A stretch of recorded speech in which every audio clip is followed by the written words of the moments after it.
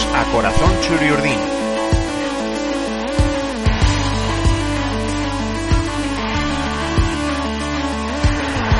El podcast en el que escucharéis historias sobre la historia de la Real Sociedad.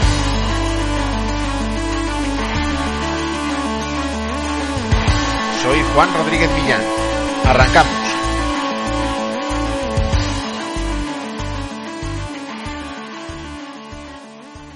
Pocas veces se ha visto en la Liga un arranque como el de la temporada 1982-83, en el que hasta 3 equipos consiguieron aguantar nada menos que 11 jornadas sin perder un solo partido. La Real, por supuesto, fue uno de ellos, aunque ese arranque no le permitió acercarse en realidad al liderato. La mejor posición que ocupó en ese tramo fue la segunda, pero llegó incluso a ser octava. Hay que recordar que esta Real defendía el título logrado en la temporada 1981-82, y lo hacía prácticamente con toda la plantilla campeona. Irígora se marchó tras el primer título, y a Perico Alonso lo envió el club camino a Barcelona para calmar las siempre maltrechas arcas de la Real. Eso obviamente colocaba al equipo chururdín el cartel de favorito para competir también por esta liga.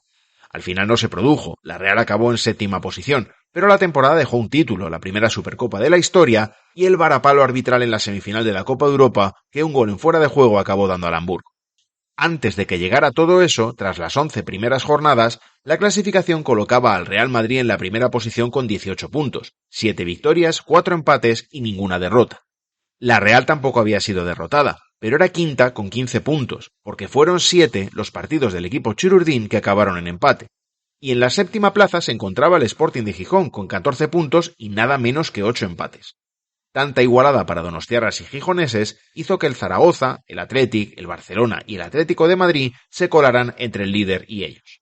La liga empezó con un empate en Atocha. La Real no pudo pasar del 1-1 ante Las Palmas en un partido en el que se adelantaron los canarios y marcó después Uralde, cuando el equipo amarillo estaba ya con 10 por la expulsión de Julio II.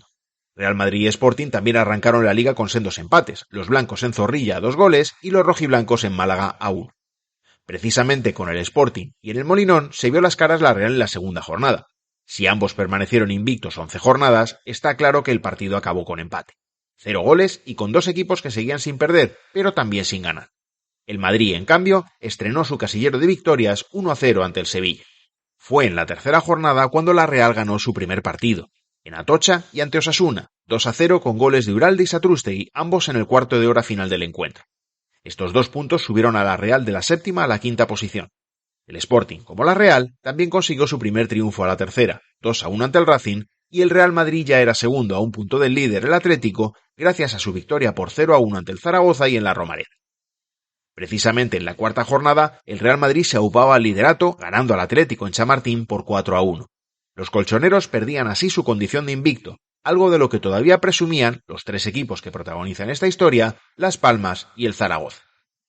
La Real en esa cuarta jornada arrancó un empate del Sardinero, que pudo ser una victoria con un tempranero gol de Satrústegui, si no llega a ser por un penalti que se inventó Enríquez Negreira, tras ser el racinguista Mantilla quien golpeara a Gajate. El Sporting ganó 0-2 en Salamanca. En la quinta jornada ya se quedaron solo estos 3 equipos como invictos de la competición.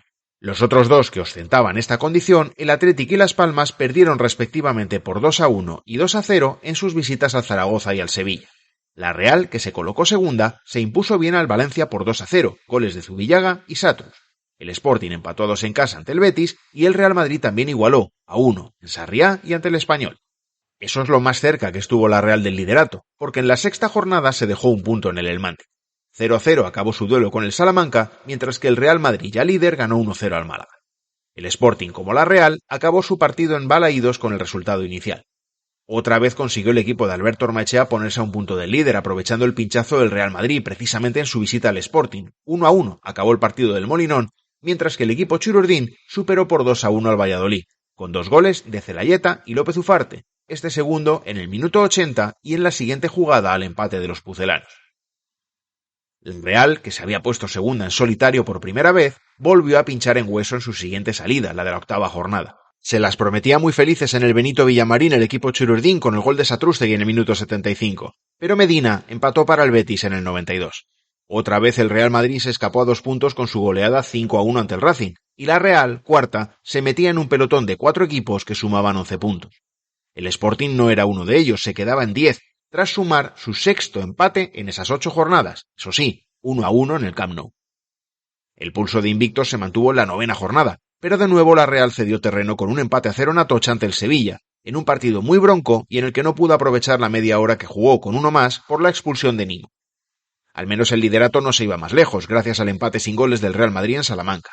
El Sporting tampoco aprovechó el fallo de los otros dos invictos y empató a 1 en casa ante el Athletic.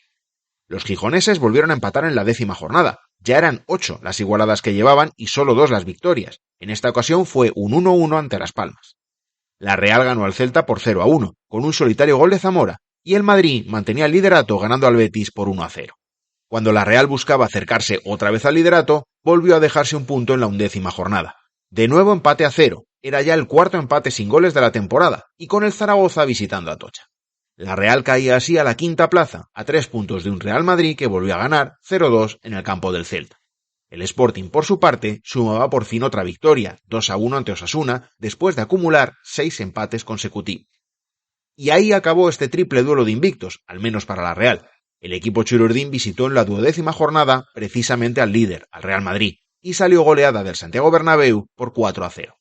Aquel día, entre Juanito y el hat-trick de Isidro, fueron capaces de batir a Arconada el mismo número de veces que en las 11 primeras jornadas, en las que la Real solo había encajado esos 4 goles. La Real cayó en esa jornada al 7º puesto, el mismo que ocupó al final de la liga. El Real Madrid, ironías de la vida, fue derrotado por primera vez en la siguiente jornada, 0-2 a manos de su eterno rival, el FC Barcelona, y fue el Sporting el que aguantó más como invicto.